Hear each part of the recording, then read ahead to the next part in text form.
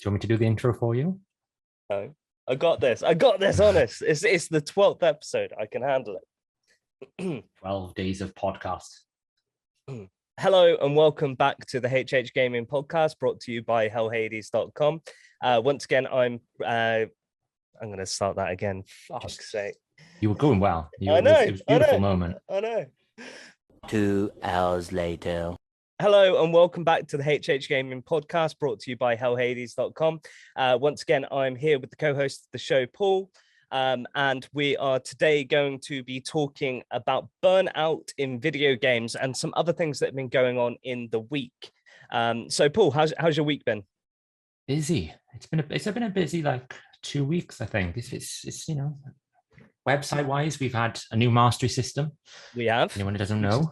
Amazing masteries. Hopefully we should have less people complaining about the masteries and more people thinking they're actually helpful now. So that's really good. That was a bit of an effort and a chore to actually build masteries out for, 600 champions in the game now, and especially some of them that have 3 or 4 uses, PvP, PvE. Yeah, I was gonna say it's all well and good. It's all well and good saying that you build 600 sets of masteries. It's actually probably more like 1,200, if not more. I mean, some champions, I think some people will note that a lot of the general PvE and the clan boss mastery sets tend to be very similar, but that's just generally because they tend to be the best in slot for the majority of champions. Yeah. And normally you're making decisions between Heart of Glory or Grim Resolve, or you're making a decision between whether I have Master Hexer or Sniper or Lasting Gifts and Master Hexer. That's champion specific, but the core fundamentals tend to be the same. Yeah. But it's when you get into specific champions like Zarvia for Poison Explosion or Seer for Nuking, and there's a couple of different ways you can build them, especially depending on gear sets and different things. And PvP, we've got blender comps. You can also run the same champion as a defense champion. You can run it as a go first champion. There's various different ways you can do it. So, and the thing is, it's still based on our opinion. There are going to be other people who sort of jump on this and no, you should do this, this, and this. It's like, well, that's all well and good, guys, but if you already know that, go and do it. This is the point. If any of our listeners actually use the website for the masteries, the idea that the masteries is meant to be is a base understanding. Yeah. Apart from the niche ones, so when you see some niche usages, the one that comes to mind is Uragrim as a solo build for his for Dragon and Ice Golem, that is a very specific build. So it's going to be there's less flexibility in that because it's designed for a specific purpose. But generally for general PvP and PvE and clan boss, if you've got a Kale and you use them in unkillable, then you would make the natural decision to swap a mastery. And sometimes if you're early game, you'll go down the support tree. Whereas in most end games, people will, for clan boss, go down the defense tree for the counterattack masteries. Yeah. So that's the idea. It's meant to give you a base framework to go, I can see the idea. And then you might tweak a few builds here or there. You might prefer to run Opportunist because you've got Salad, and Salad basically gives you guaranteed Opportunist uptime. Sure, right? Yeah. If you haven't got it, then you just pivot to Cycle of Violence. It's not set in stone. It's not a fact. It's not, contrary to popular belief, Hell Hades does not own Raid. Therefore, everything that we say on the website is not fact. Yeah. It is an opinion. It is based on experience and best knowledge, but an opinion. Yeah. And I think, the main thing to remember is, as with everything in this game, apply your brain. At the end of the day, it's a thinking game. If you're building a champion out to work for a specific area of your game, then build it around that. Build the masteries, how it's going to help you. Obviously, you can take what we put out there as a guide. We'd like to think that it's an educated opinion. We spend a hell of a lot of time playing this game. An unhealthy amount of time playing this game, and far too much. Well, and that leads almost on to the subject of this podcast, which is burnout in video games. And how when you play a game, specifically the game that we're playing at the moment, day in, day out, upwards of 12 plus hours a day, which actually a lot of people are forced to within Raid Shadow Legends, it's inevitable that you will suffer fatigue from playing the game and, you get burnt out. And it's something that I've experienced before. I get it occasionally in Raid, but the thing is, I like to do things to keep Raid interesting because we play it so much. Whereas World of Warcraft, when I was leading a guild, people burning out during the farm area of a dungeon. So once you finish progress and you've got a raid on farm, it was then during that phase between that content being fresh and new content coming out that people tend to experience that burnout phase. And that's when you have to kind of think about one, maybe taking a break, or at least toning down the time that you're spending in it to hopefully keep your enjoyment in there for the other times when, you know, there's fresh content and stuff releasing.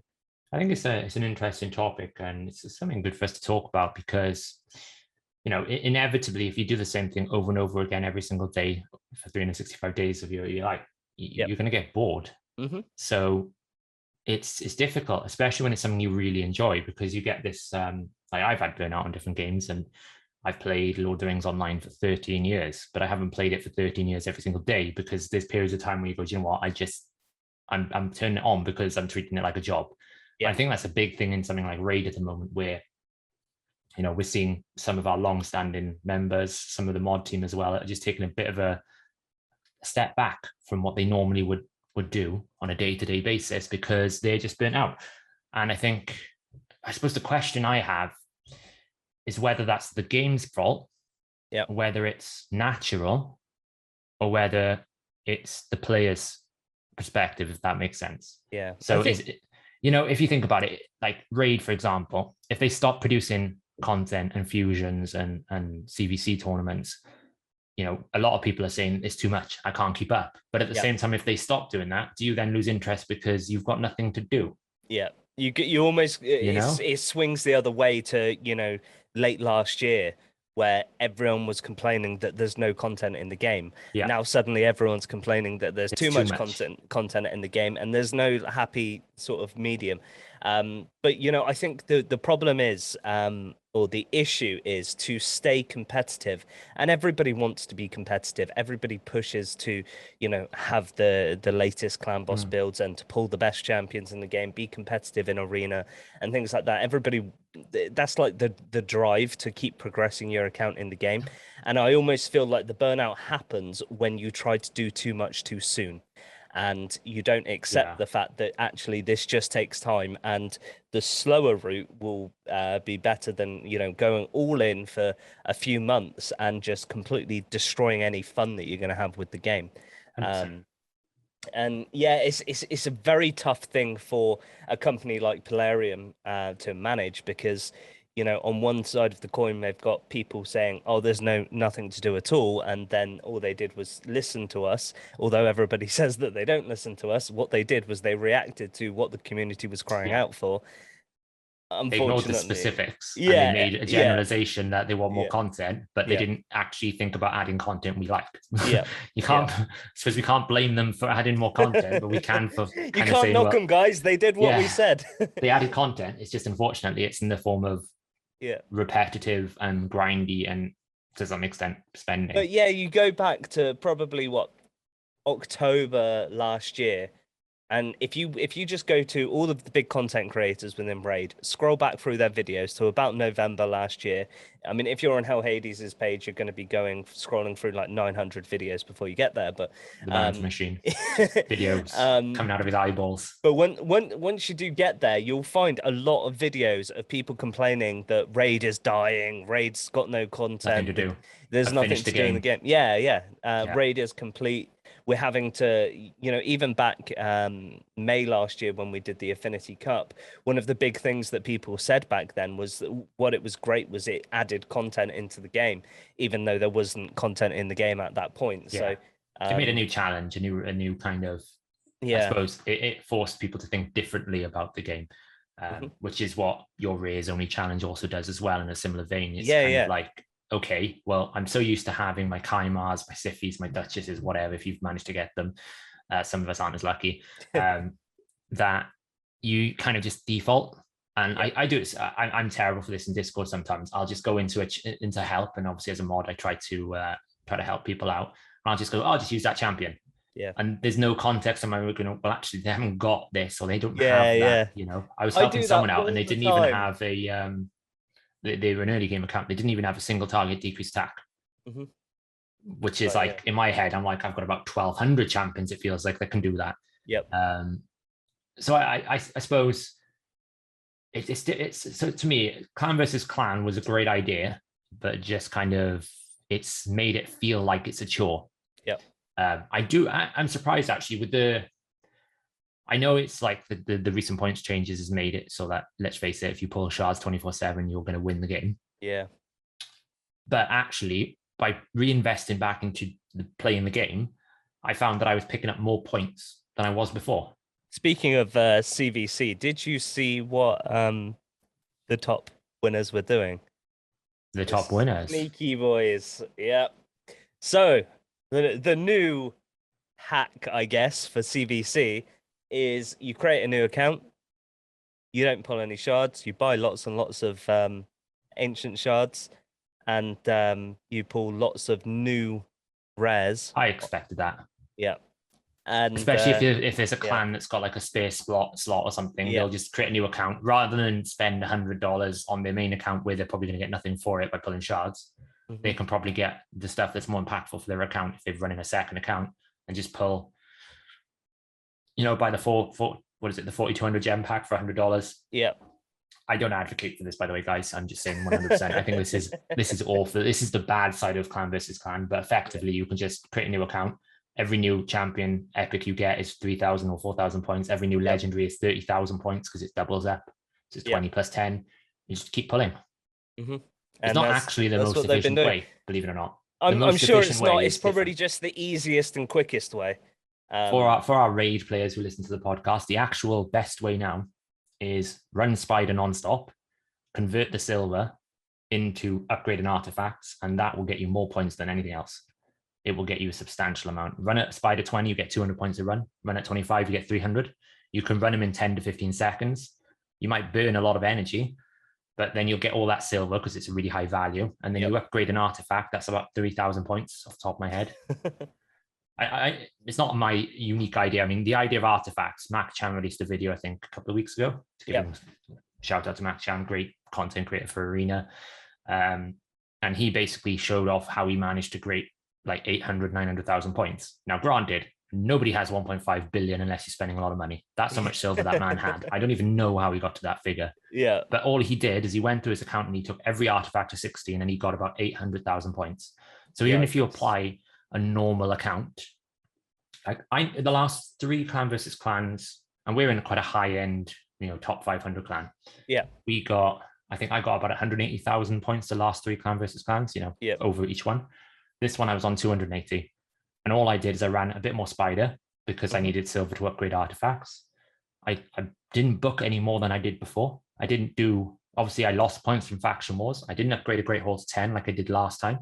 Yep. I was in Silver 4, but you're not talking massive amounts of difference from Silver 3. And those points now you get from dungeon running and upgrading artifacts is, for me, if you want to play the game properly and get some benefit out of it, that's the way to go. Yeah. Spider. So just save your silver until CVC instead of and it was good this time because they did an artifact event at the same time. True. So you're almost getting like 3 things for the same thing. You're getting points from Spider, which is hopefully getting you artifacts you might need. You're upgrading those artifacts, which you'll put on your champions, and at the same time, you're getting artifact enhancement points. Do you not feel that this entire situation, CVC and things like that, completely highlight the issue of burnout in the game, though? Because it is so exhausting. I'm tired after a CVC week. Yeah, having to... you prep for it for 2 weeks. This is if you want to actually do well for your clan. You prep for it for 2 weeks. And then during that window that is open, you have to play flat out. Yeah. And it's basically exhausting. For me, it's like plat reset over 2 days. Yeah. It means you cannot take your eye off the ball. You have to be there. You have to be online. You've got to do your faction wars. You've got to upgrade your Great Hall. You've got to do 3v3. You've got to do... you use all your books. You've got to do clan boss more than normal if you want the extra rewards from chess. Yeah. You're going to grind more energy if you want to. And you're always tempted by that last milestone. Like we've always got to sort of the last 10, 15 hours and we're like about 800,000. We were a bit closer this time, but we've had some additions over the last couple of months who really pumped some points into our clan. Yeah, I've been slacking.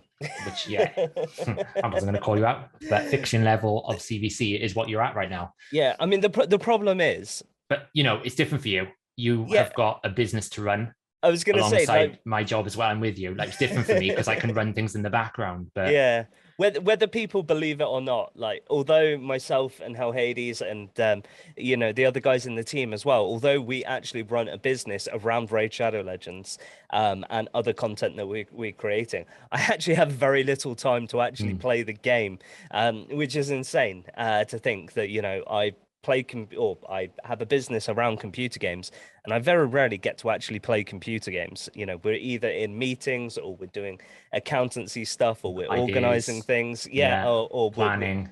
Planning, building things, editing videos, and of course you've got your family.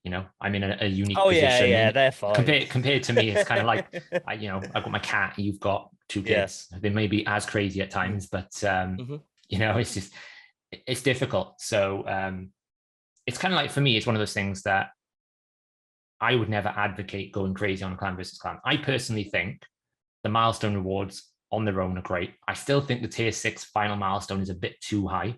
Yep. At 5.4 million. That's you put stress on you the last 10 hours. And like the couple of clan versus clans, I've been up at 4 a.m, just like when it was mystery shards, burning mystery shards. Yeah. When it was like things, just trying to get us to there. Mainly for players in your position where it's kind of like you don't have the time to play as much. So I can, as a clan, which is where the whole point of it was, I can help you get something which will help your account because I've got time. But yes, what they've done is they've created a system which requires you to play all the time, every time. I think, I'm actually lucky as well because of the clan that we're in. It's effectively a collective of friends plus people who also work on the site. I think people are pretty understanding of the fact that, people like myself and, even Hell Hades, although he does smash out a load of resources, again, he's limited on time. So you guys actually massively support our accounts by, having that understanding that we're extremely busy. And yeah, so if a CVC rolls around and we don't necessarily smash out as many points as the rest of you guys, it's kind of accepted. But in other situations where you're just a regular member of a regular group, to be able to you could have got kicked. Exactly. It's a horrible experience. It's that pressure that then, you have to be on, you have to be getting those points, because if you're not only letting your friends and your team down, you're actually risking your spot within that group. Yeah. And again, that's what contributes into that burnout feeling. Yeah, and I suppose it's not exclusive to CVC. I think like some people have said that fusions are just coming all the time, and when you actually look at the history, they're not coming any more quick, any faster than like since last year. The quality of the fusions, apart from the last one, are higher. We used to have champions like Burnout, which was memed at the start. Turns out he has a very niche use. Skull Lord was a fusion. Cantro was very good at spider tanking and a couple of other dungeons in Doom Tower, but ultimately wasn't like crazy good. The last few ones, when you've had like Brago, Brogni, we've had someone like Magnar who hits really hard as an epic. So the quality of the fusions have improved, which is great because it's an investment, but they're not coming at any further pace. But I think the addition of Clan versus Clan, the addition of Doom Tower, and the fact that they haven't like made the older content more farmable, because you still have to run faction wars, you still have to run your clan boss runs, which is, to be honest, I don't really think clan boss should be run any differently, but potentially you could speed it up by having like a 4 times, or who in all arguments they could make 2 times 1 times and then make 2 times the next one, because nobody uses 1 times. If you do, it's just like you're on some other planet. I only use it for testing and when I'm doing the sciencing and stuff like that. So and to be fair, Hell Hades on his videos has said, the amount of time that people spend in the game, eventually it will lead to burnout. And then it becomes a problem for the game developers because, they don't want people quitting. But at the same time, the people that are quitting tend to be very legacy players, people who've been playing for a long time. Yeah. So from them, in terms of a customer base, they've got lifetime value out of them. So they're not going to break their necks to find a solution. But at the same time, they don't want to create an environment or a perception that it is a grind. So there's a balance to that. And I've seen this in other games. Lord of the Rings Online, I stopped playing because literally the dailies were the only way to get anything valuable, and the dailies were go kill 5 mobs solo, and it's just like, yeah, all right, it's go just again. Like, here we go again for day 365. And but what's interesting is, and we were going to talk about this in a bit, but New World. Yep. So New World, in terms of quest grind, in my opinion, is really bad. You do the same type of quest. It might be a different monster, or it might be a different area. You're collecting stuff in chests. You going and collecting this from this area. There's no story or connection, or you don't have an emotional connection to these quests. At least with Lord of the Rings Online, it's a lore. It's Tolkien, and there's backstory to it, so you can understand. I'm going to help hobbits, or I'm going to do whatever I want. But in New World, it was like, I'm just going in and finding something in a crate. I don't know what I'm getting in the crate. I'm just finding something in the crate. It's not for an overarching story. But at the same time, what they have done, which I think is genius, is they've created a world where it doesn't feel like you're grinding. You can, like, I said this in the beta when we were playing it. I would literally sit there for I'll just play for an hour. Literally 4 hours later, I still haven't got to where I was going, because I've just found this and I picked this up and I've wandered over here, and this is what I found. They've created this immersion that you've gone into this world. And I'm sitting here now after not playing it for, was it been like about a month now? Yep. I actually miss that experience of just being able to load the game up, wander around, maybe do a few quests. I don't really know what they're for, but I don't feel like I'm burnt out after playing for 50 hours even. And if you're playing the same quest for 50 hours, which is essentially what you're doing, it's either collect a resource or open a chest. That's to me is how you deal with burnout, is you make it so that the experience doesn't feel like you're grinding. That there are things in the world that make the grind fun. Not so much don't make it feel like it's a grind. Yeah. So Lord of the Rings Online has all this immersion, it's a huge map. But they basically create a system where it's like, go do the same quest to get a pointless reward and do it over and over and over again. And it's not fast and it's not quick and it's not like, it's boring. And you get bored of it because you don't feel like you're getting anywhere. At least with New Worlds, like, I found a new plant, or I found a new tree to cut down. I found this area. This is really cool. I found the weed. Exactly. Like I found a new place to get this, and you're always finding new things. I suppose eventually, when you get to endgame, you're going to run out of things. But I don't think I'll ever forget in New World Beta when Jack was it's just like, Jack, what are you up to? And he goes, oh, I found a weed farm, and he's shared his screen and he's just running around this farm, like pulling all of the hemp that you could possibly find. It was hilarious. The funny thing about it was when you booted it up, you got in before all of us, before you had all your computer problems, and you're like, oh, I found some like drugs in here. I found some hemp. I was like, oh, what does it look like? Because I needed to find hemp, and I was literally running around the place, and you're like, oh, well, I just found the hemp, and I was like, well, I started in the same place as you, and I remember I sat there. I must have sat there for like 5 hours going, I just need hemp. And someone point me to the hemp. I need it. I just become a drug addicted. He needs his drugs.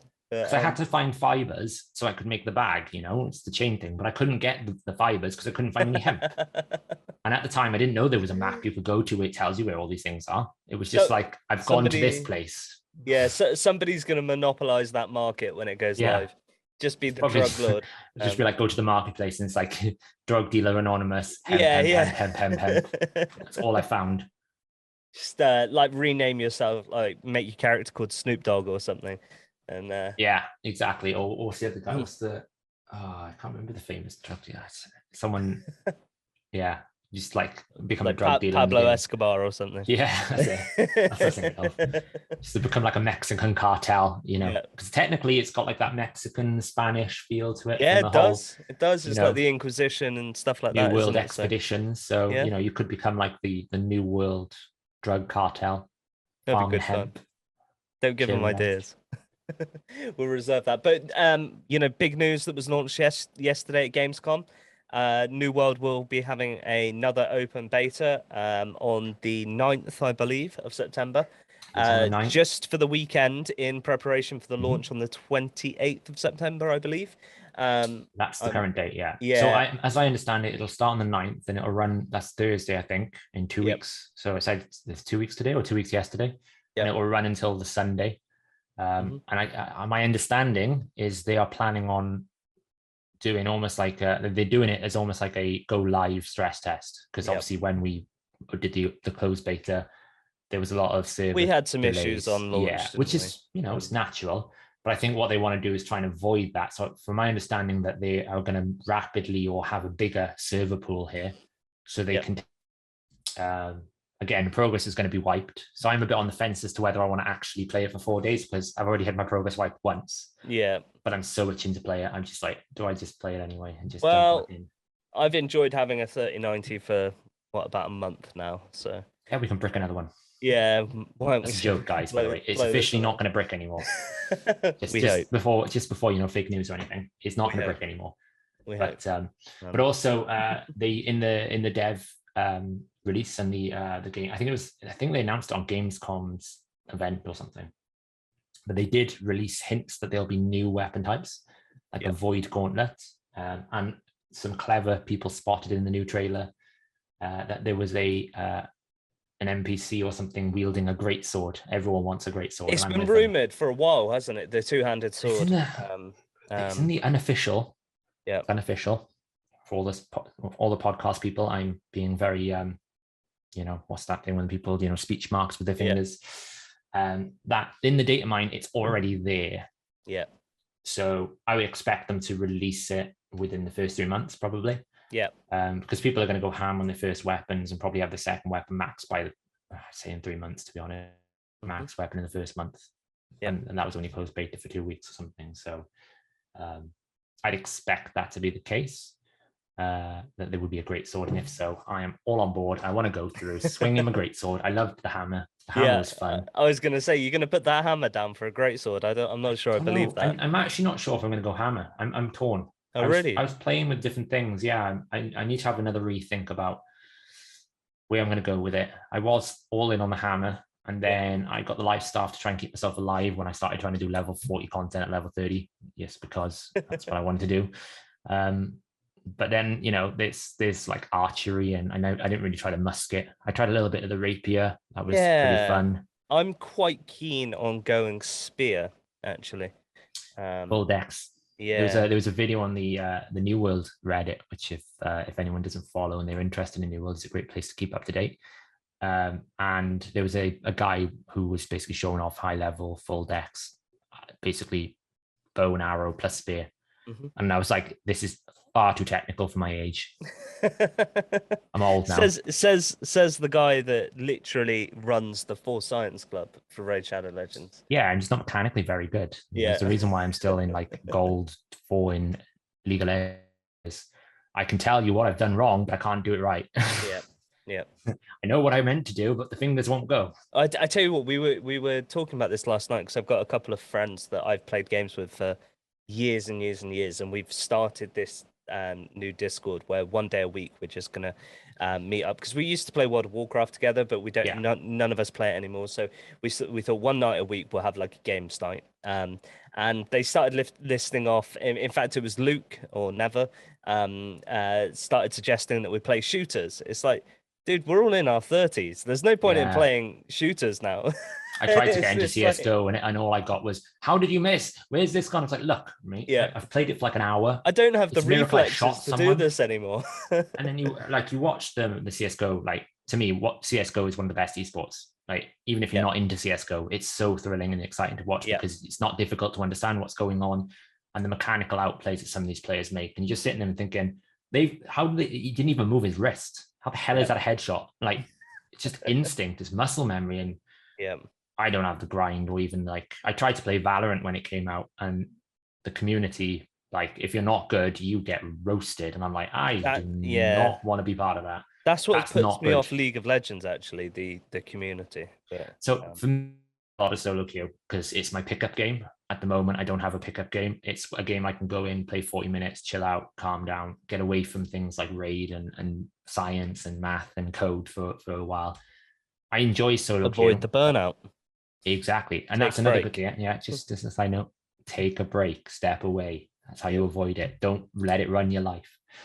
But the problem, the good thing about solo queue is if you have a good 5-man team, it doesn't have to be like world-class people, just people who are not running it down. it's an enjoyable experience. But you know, when you're at like I'm hovering between gold 4 and silver 1, not because I'm gold 4 and silver 1. It's just because I play support or I play top. And if your jungle just doesn't go for dragon, what are you going to do? Yeah. You know, if bot runs it down, you know, you play support, top runs it down. You play top, bottom runs it down. So the game 5 years ago was very much, you know, if you went crazy at the top, then you could just 1v9 and run through it. There's still a few champions you can still 1v9, but not many anymore, because you die. That shutdown goal gives them all experience, and it's just you're the back in the game. So to me, solo queue is fun with a duo. Yeah. And I've always actually wanted to try and get into Clash, which I might try and look to do at some point, just because I think that organized format is the way forward for League. Yeah. Because I think it's like so where you practice your role, and if you win the game, you win the game. If you lose it, you lose it. There's no way to actually manage it in that sense. That's what Simon plays in, isn't it? Occasionally does the League. He does Clash. Yeah. Occasionally, yeah. Awesome.